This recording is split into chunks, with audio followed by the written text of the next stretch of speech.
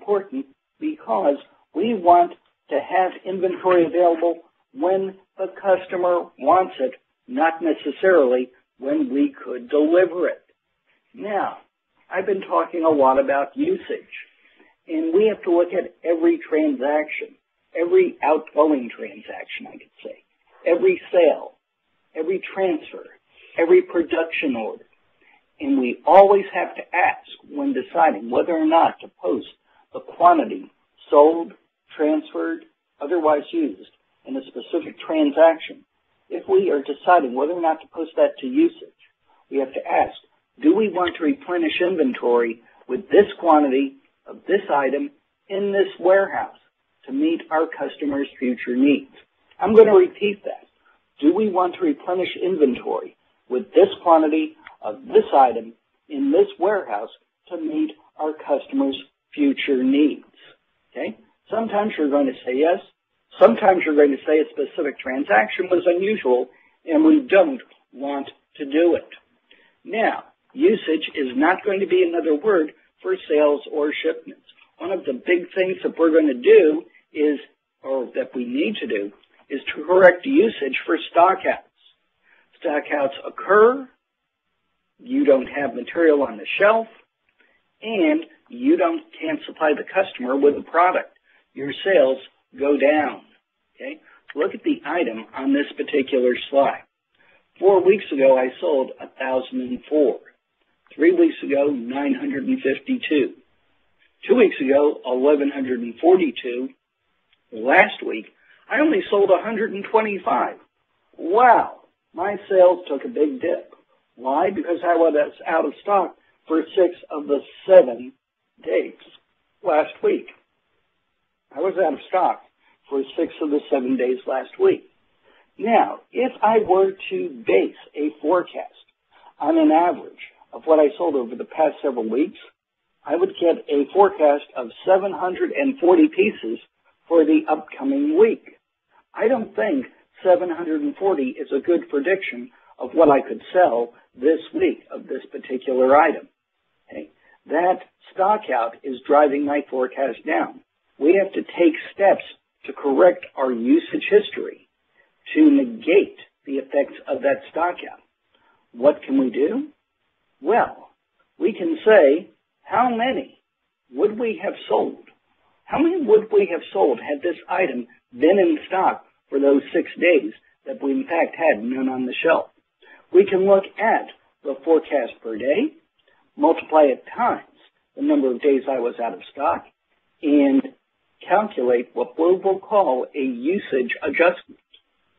Now, let's say I was selling 147 a day. 6 days times 147 is 882. In order for my usage history to reflect what I could have sold, I want to add those 882 pieces to the 125 I actually sold to come up with what I refer to as normalized usage. You may know this as adjusted usage, filtered usage, or override usage. Okay? It is an adjusted usage quantity that reflects what I think I could have sold if I had had that item in stock for the entire year. Now, stockouts are a big factor in our forecasting, and we need to correct them to calculate accurate forecasts in the future. But we also have things outside of our usage history that will affect a forecast. We have things that are called events and external factors. An event is something that will affect your sales, that will affect usage, but it doesn't occur at exactly the same time every year. Some holidays are events. Easter is a good example. It doesn't occur on exactly the same day every year, the way Christmas does. You may have promotions, things that you do to try and increase sales. You may offer 25% off or special financing during certain times of the year.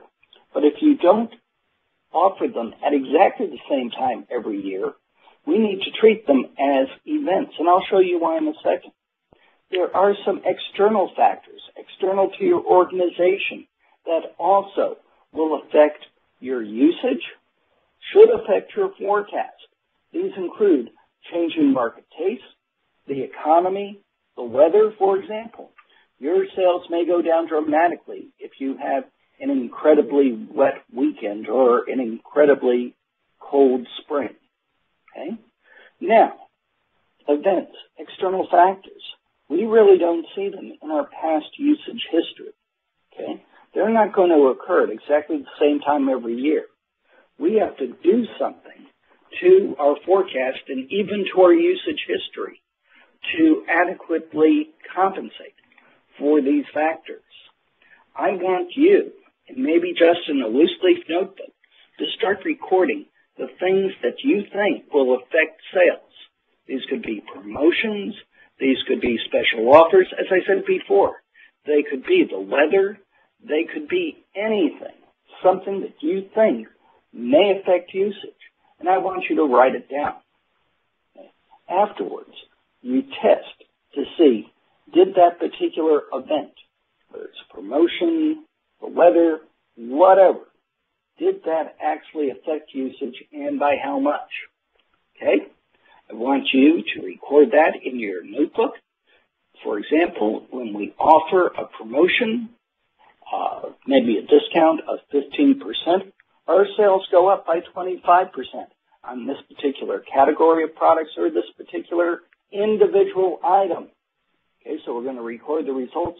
But even more importantly, as you'll see in a second, we are going to take the effects of that event out of our usage history.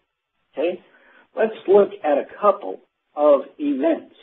Okay, here I have Centennial Founders Day, Promotion 1, and Promotion 2. Centennial Founders Day, it's a 100-year celebration.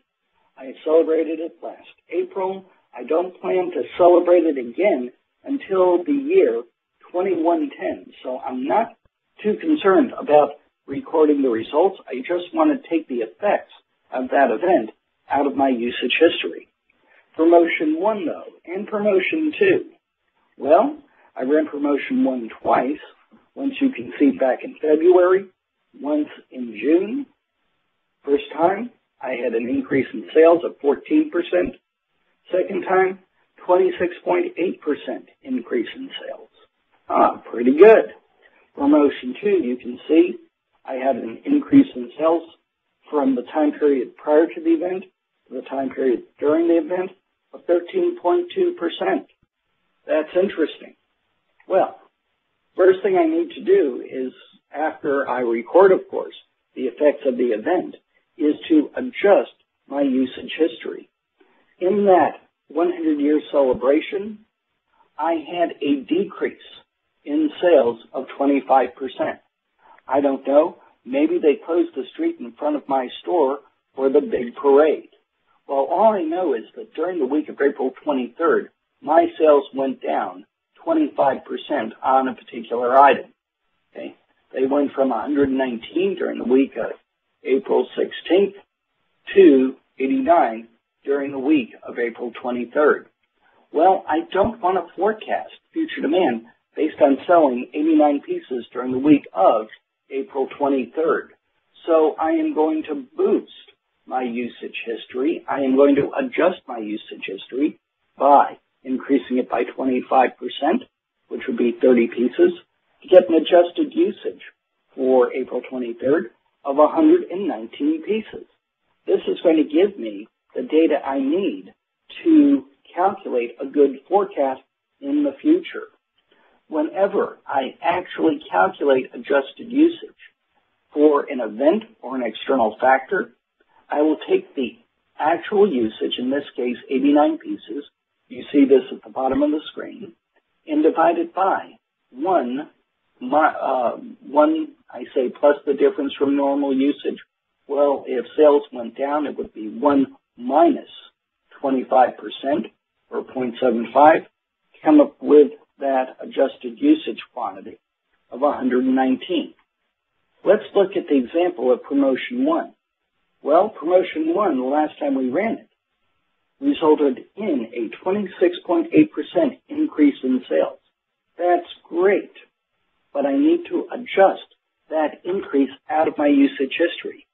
Sure, I'll record it, and when I run promotion 1 again, I'll take whatever forecast I come up with and say, oh, well, the last time we ran it, sales went up 26.8%. Maybe I should increase the forecast by 26.8%.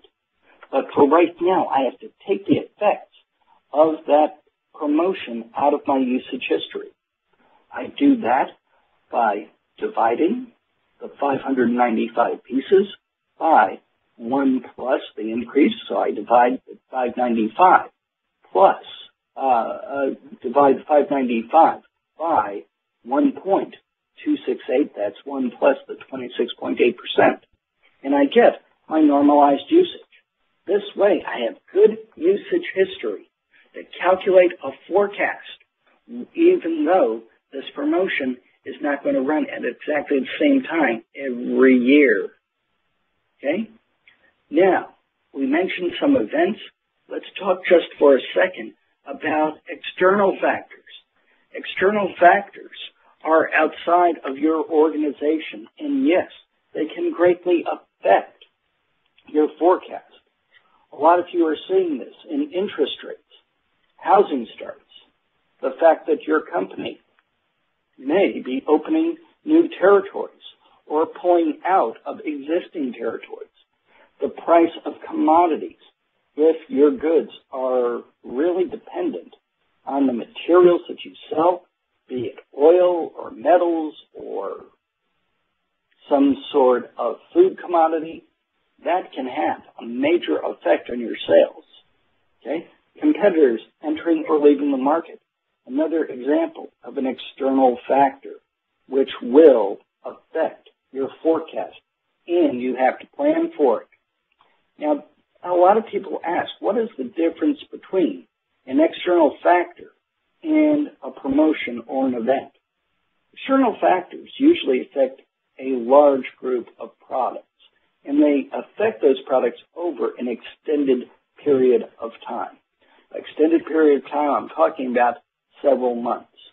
A promotion or an event, usually, first of all, it affects specific products, not a wide range of products, but very specific items that you can point out, you can identify. And usually, it's for a very short period of time, maybe a week or two.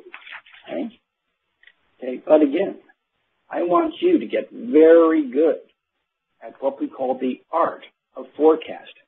Monitor external trend factors and events. You normally have to do that outside of your computer system. List all possible external trend factors and events that might affect usage. Encourage your salespeople and buyers, your marketing people. Say, what do you think affects usage? Okay? Then test it. See whether it does. If it doesn't, you haven't done any harm. But if what they suggested would affect usage actually does, you have good information that you can record to use later on in future forecasts, and you can clean up your usage history. Again, take out the effects of that event to get a good forecast in the future. Okay?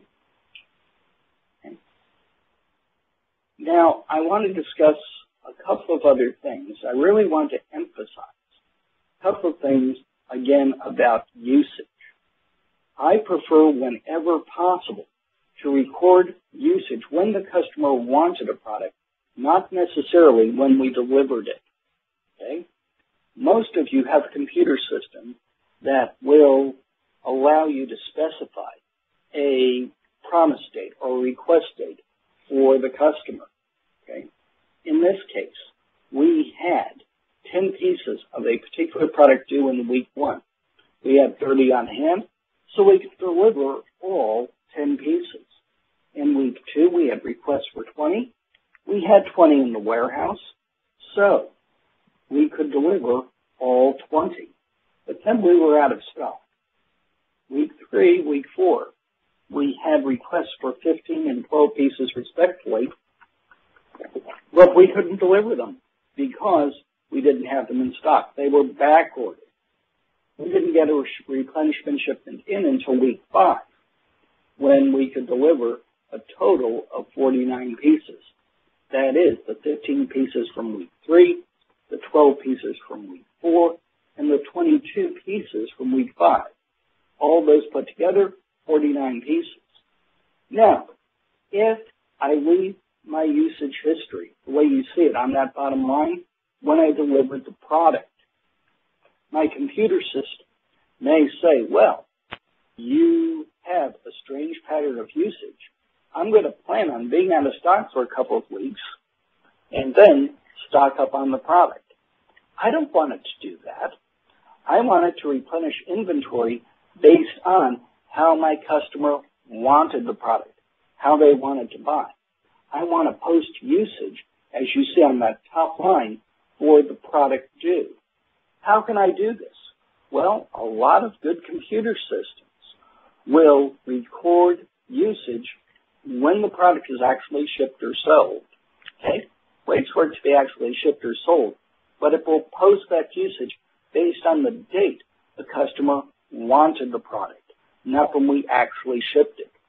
So we could ship a product today, which is November 20th, but if it's been on back order for 30 days, boy, 30 days ago the customer wanted it, we finally delivered it today. Good computer system will say, I want to post that usage to October, because that's when the customer wanted it. Okay? Let's move on. Now, this is very important, particularly if you have several branches, several stores. Okay? Most customers, as I said before, deal with one particular branch, one particular store. You might have a store in San Diego, another one in Los Angeles. You have a customer in San Diego. They normally buy from that San Diego store. But let's say one time only today, the San Diego store is out of a critical item. The customer desperately needs some. You send them some from your Los Angeles location. Okay? I want San Diego to post usage for that sale. I don't care who gets credit for the sale. I don't care what branch manager or salesman gets commission, but I want to post usage to the San Diego store because I want them to restock to meet that customer's needs in the future. And keep in mind, your usage history is a major component of any forecasting that you're going to do. So we want to be sure it reflects what the customer wanted. Okay? Same thing with substitutes. Again, if you're out of a product, we're out of the A100. Okay, the customer ordered the A100, but we substitute a B200. Maybe it's a more expensive item. Maybe it's an item that the customer will use, but he or she is not happy about it. Okay. I don't want to restock the B200 to meet this need again. I want to stock the A100. We always want to post usage for what the customer wanted, not necessarily what we shipped them, what we gave them, okay, what we delivered. Usage in superseding products. This is a big problem for a lot of companies, especially in today when we see new models of products coming out, day in, day out, month in, month out. Now, there are two types of superseding products. We call them perfect substitutes, or I should say perfect supersessions. Perfect supersessions and imperfect supersessions. A perfect supersession, you see an example of that on this slide. The old product was an A100. The new product is an A102. In this particular example, it's a new size ketchup bottle. The ketchup people decided to take 2 ounces out of a bottle of ketchup, but it's a new item number with a new UPC code. We need to forecast it differently. Because we think that sales of that ketchup product will probably mirror the old item, we're going to take the history from the old A100 and add it to the new A102 to get total usage for the A102. Okay. This is going to allow us to base our forecast, base our projection of sales in the combination of both products. Now, I mentioned there was another type of superseding product, which is an imperfect substitute. There is not a one-to-one relationship between the old item and the new item. This may be a new model of TV set, something like that, clothing. What I like people to do if they deal with a lot of imperfect supersession is code all of their inventory items that fall into this category. Usually these are products that are marketed for a short period of time, usually less than a week. I want to code them with common characteristics. What are the characteristics of this product? Maybe it's a price point. Maybe it's a color. Maybe it's an application. And we can write an inquiry into your computer system when you're trying to predict what you're going to sell of this new item, how items with similar characteristics sold previously. This tends to work very, very, very well. Now, one of the big questions I always have in usage is, how do we handle transfers with usage? Should transfers from one location to another location be included in my usage history? And I'm going to tell you right now, it depends. It depends on your system architecture. There are two basic methods for system design regarding transfers and usage, and you have to know which design your particular computer system uses. We call these designs the push method and the roll-up method. Under the push method, the central warehouse, also known as the distribution center, that's going to treat all of the branches it resupplies with the product as customers. Okay? Every time the central warehouse sends material to one of those branches, it records that as usage, treats those branches just as though they were customers. But if one branch transfers material to a second branch, okay, now all three branches are supposed to be getting material from that central warehouse, from the distribution center. But one time only, we have what's going to be called an unusual or one-time only transfer. Okay? I don't know, maybe branch 1, for whatever reason, had a large quantity in surplus. Maybe branch 2 had an emergency. But one time only, we replenished outside of what I'm going to call the normal path of replenishment. Okay? When branch 1 transfers to branch 2 in this case, it does not record usage because I don't want to restock branch 1 to make this transfer again. Branch 2 should be getting its replenishment shipments out of the central warehouse.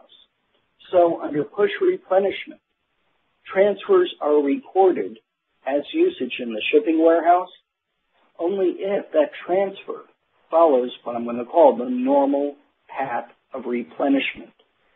Roll-up replenishment is a little bit different in that no transfers are recorded as usage. When we decide how much the central warehouse, as I said, also known as the distribution center, how much they are going to buy from the vendor, we roll up the forecast calculated in the branches it resupplies. So when the central warehouse buys from the vendor, it's going to consider the 5 pieces per day forecast in branch 1, the 7 pieces per day in branch 2, and the 8 pieces per day forecast in branch 3.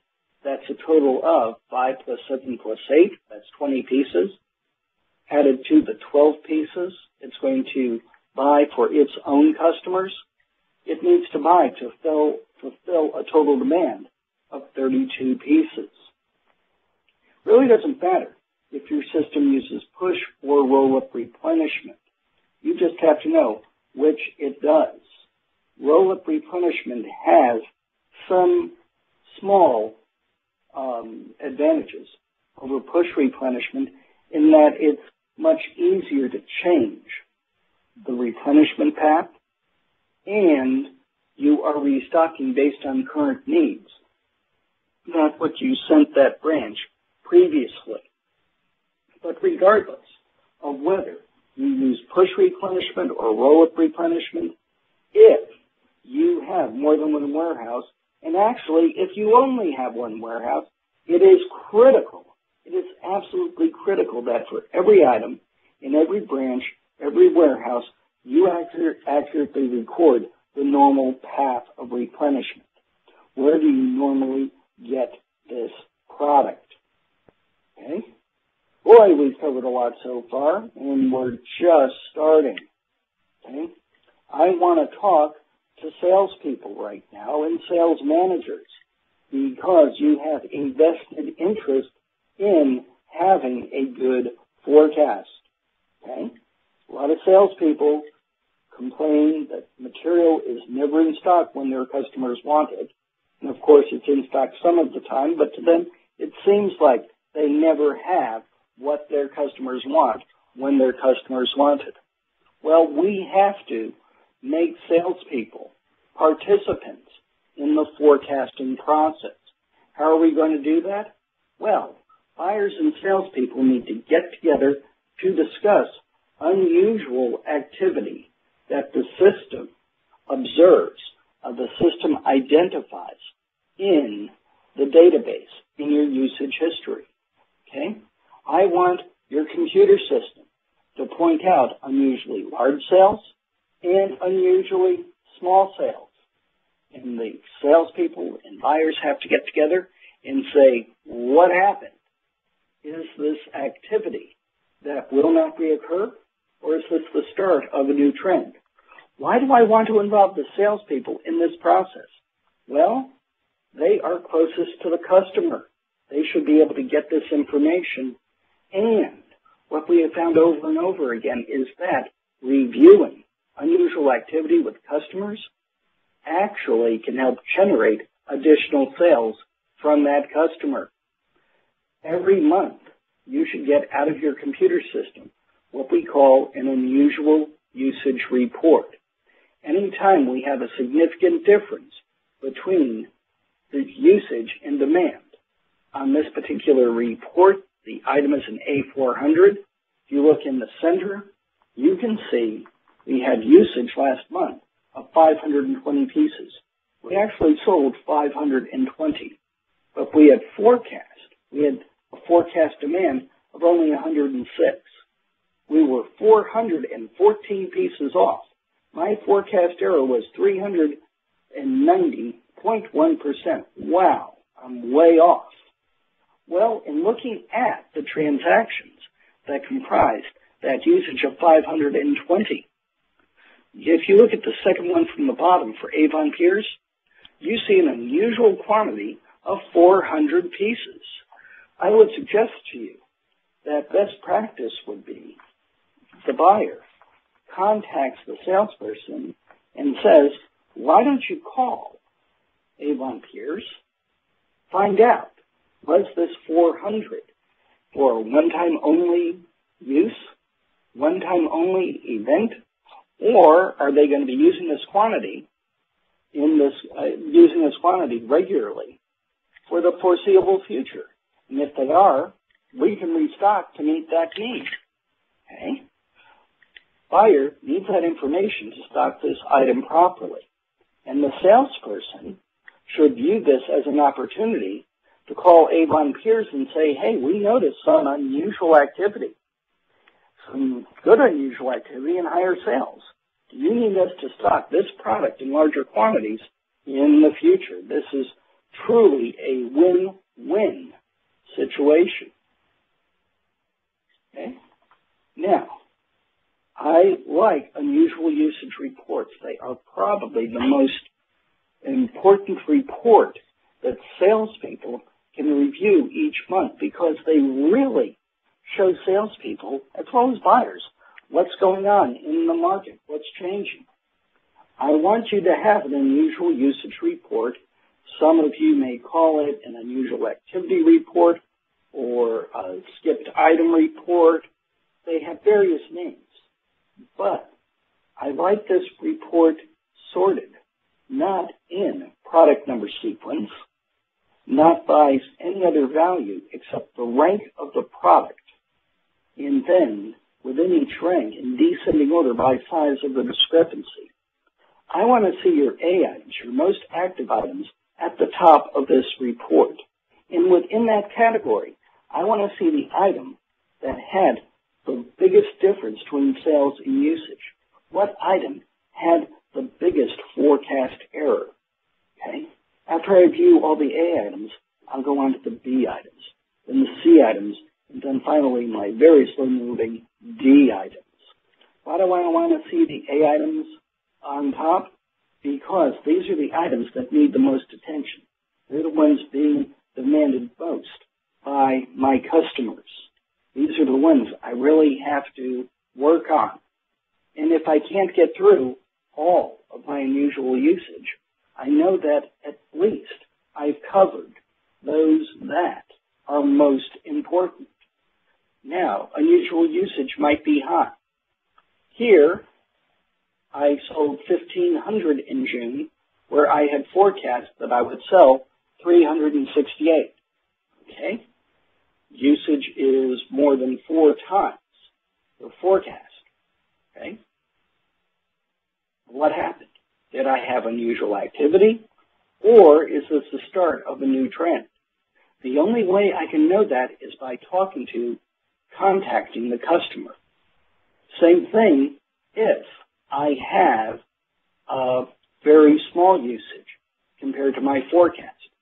In this case, in June, I had predicted that I would sell 224. I only sold 40. Now, we talked about stockouts before, and let's assume that we didn't have a stockout on this item. Well, something changed in the market. Was this a temporary situation or a permanent situation? Maybe my customer had a temporary shutdown, and they will be buying 224 per month in the future. Well, I need to know that. Or maybe the customer just went on to a different product, or maybe the customer went on to a different supplier, and that reduction in usage is permanent, or at least permanent for the foreseeable future. In the one case where it's temporary, I want to increase that usage quantity to reflect what customers would have normally sold under, what customers would have normally bought from me, okay? But if it was permanent, I'm going to take steps to reduce my stock, okay? Now, how do I know whether something is permanent or temporary, even when I'm talking to the customer? Well, what we have seen is that if there, on your unusual usage, if there was a single order or customer that caused that spike or that trough, okay, you can contact that customer, see what they say, adjust usage accordingly. But sometimes you will see that there are many more orders for a product, but no order was unusual. You see a lot more transactions, okay? This might have been due to an unanticipated event, the start of a new trend, or competitors were out of stock. Now let's think about that for a second. If it was the start of a new trend, you need to increase your inventory. But if it was an unanticipated event or competitors were out of stock, you need to decrease your inventory. How can you tell the difference between the two? Well, what we've seen is, especially when we see many more orders for the product, but no one order looks unusual, if you see those orders from your current customers are buying the product, but they're buying them more often. That is probably the start of a new trend, and you need to increase your stock on that item by increasing your forecast. But if you look at the transactions and you see a lot of customers who don't normally buy from you, a lot of strange names in that transaction list, that usually is the sign of an unanticipated event or the fact that your competitors were out of stock, the people who normally supply these products to the customer. So you don't want to increase your stock to meet that need again in the future because it probably won't reoccur. Okay? Now you have to do some calculations. If you were out of stock, as I said before, what would sales have been if the product had been in stock? If a customer stops using the product, okay, if it's temporary, you need to build your usage history up to what that customer would have purchased had they been using the product during this time. But if it's permanent, as we'll see in a second, you need to decrease your sales, decrease your usage to reflect the new pattern of demand from your customers. Same way if you have a new competitor coming into your marketplace. Okay? And there are two basic ways that we're going to adjust our usage. If we see unusual activity in the month just ended, in this case the month just ended in June, I'm going to back that unusual activity out of the month. Okay? Of the 1,500 pieces that I sold in June, I determined that 1,000 involved unusual activity that will not reoccur. So I'm going to back that out. I want my usage history to not reflect that sale. Okay? I would do the same thing if I had a temporary reduction in usage. Let's say instead of the 200 I forecast, I only sold 40. I would adjust usage by the difference. What is that, 160 pieces? To reflect what I would have sold under normal circumstances. But if I see the start of a new trend, I need to go back in and adjust usage for each of the previous 12 months to reflect what usage would have been had that pattern existed. Say I had a new demand from a customer of 1,000 pieces a month.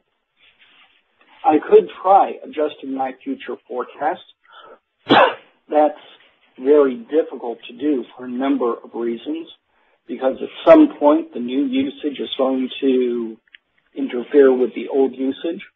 The cleanest, easiest thing to do is to go back to each of the previous 12 months and adjust usage to what sales or other usage would have been had that new demand been in effect.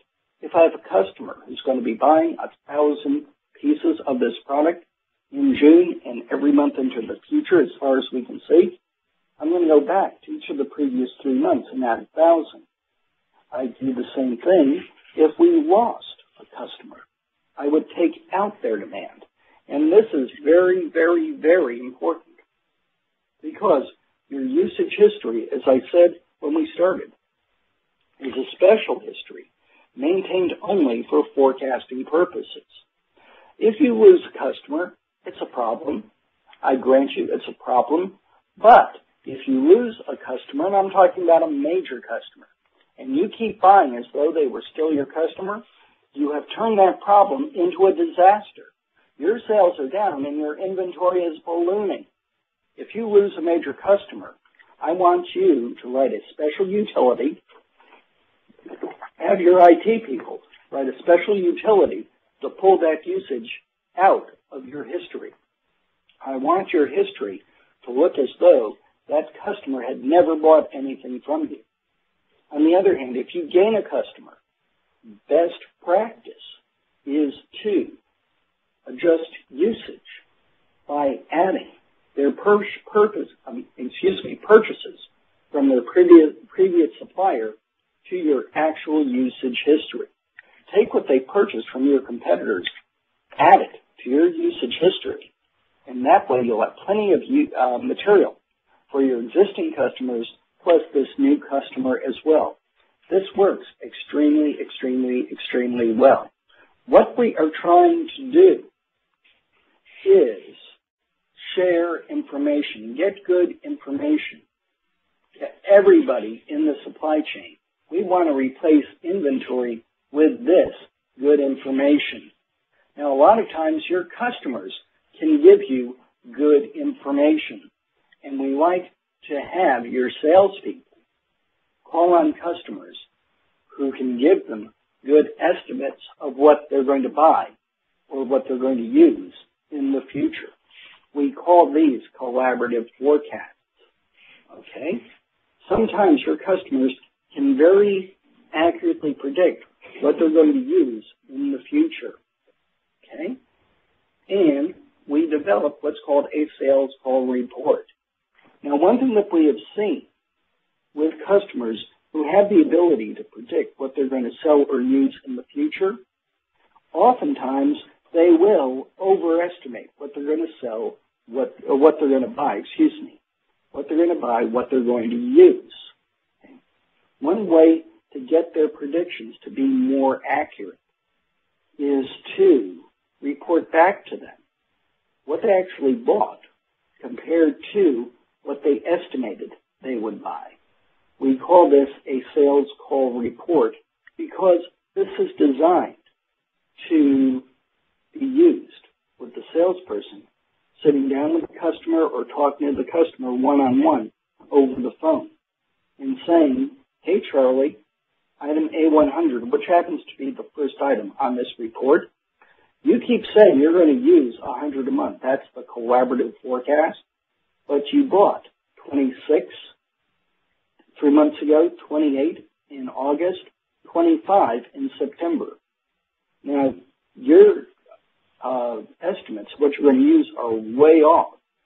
Can we get a better estimate for the upcoming month for this item? If you feed back results, your customers are going to start giving you back better information. And the better information you have to predict what they're going to sell or use, the less you need to stock to meet their demands. You can have your inventory dollars work harder for you. Now, we're running out of time, and I just want to mention a couple of more things. Understand that different items in your inventory require different forecasting methods because different items in your inventory have different patterns of usage. Okay? Items will have radically different patterns of usage. I took these 4 items out of one of my customers' databases. Same product line. They're literally next to each other on the shelf in their warehouse. But you can see they have radically different patterns of usage. Go back to that forecast error calculation we started. Start saying where your forecast error is right now. If it's high, if it's above an average of 50%, you need to look for better, more comprehensive forecasting tools. Now, there are a lot of good forecasting systems available on the market today, ones that allow you to adjust usage history, will point out significant differences between your actual usage history, which you actually sold or used in the forecast, and allow you to forecast using different methods to address different patterns of usage. Usually these systems will calculate a forecast for each item with recurring usage for each of the past several months using several different formulas, calculate a forecast error for each item for each month using each formula, and find the best formula for each item. If you do this, if you get your forecast error low, and how low you can get it is going to depend on your industry. For most of you, I definitely want a forecast error well under 30 or 25%. Some of you, we might even be able to get the average forecast error, the average difference between the forecast and actual usage under 10%. But the better we get that, the lower we get that forecast error, the better chance we have of achieving effective inventory management. Again, this is what we're trying to do. Meet or exceed your customers' expectations of product availability. That's the primary goal. We have to do that or you're out of business. But we want to do that with the amount of each item that's going to maximize your profitability or minimize your overall inventory cost. Now, you're going to do that with good forecasting, good investments. We've covered a lot today, as we do in all of these sessions. I really look forward to it. If you do have questions, please let me know.